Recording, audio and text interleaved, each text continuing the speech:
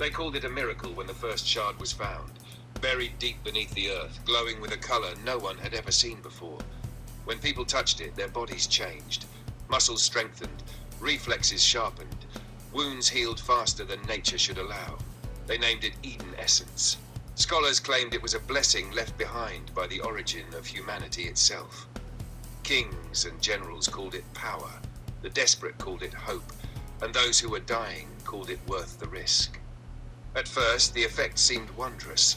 Soldiers who could move faster than arrows, warriors who could shatter stone with their fists, eyes that could see through smoke, darkness, even lies, bodies that could survive wounds that should have been fatal.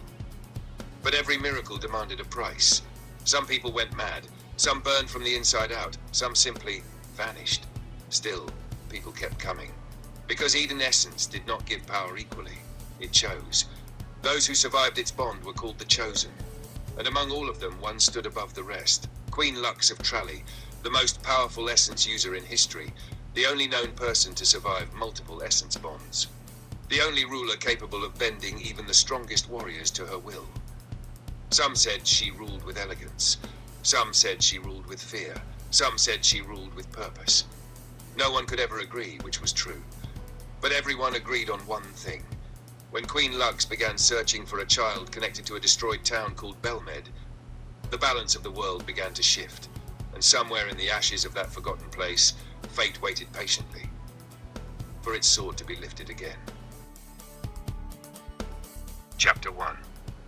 Beneath the Castle. The sanctuary was older than the castle above it.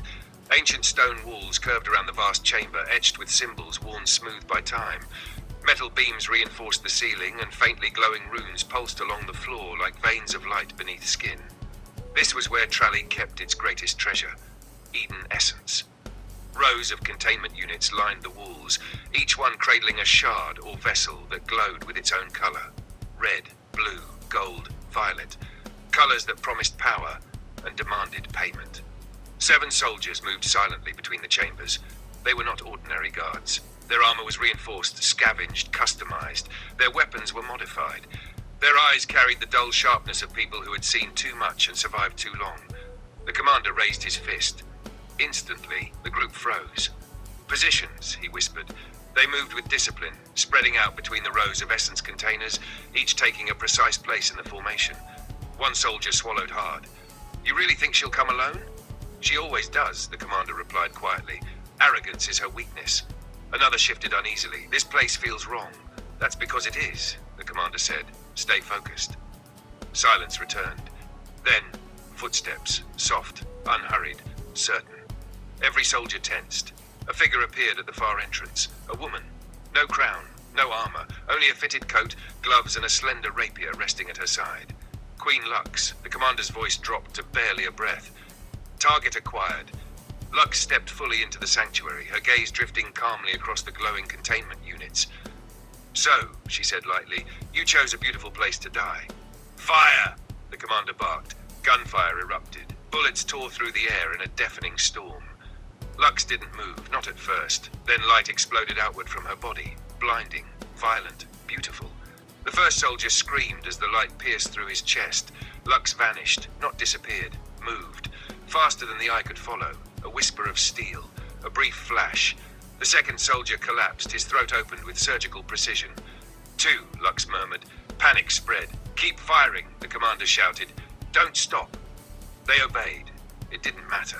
Lux walked through the chaos as if it were gentle rain. A soldier turned to flee. 3. Another raised his weapon too slowly. 4. Blood painted the ancient stone floor. The commander's hands trembled, sweat rolled down his temple. You're enjoying this, he said bitterly. Lux stopped. She turned slowly to face him. Well, yes, she admitted calmly. Or should I call you Zerem?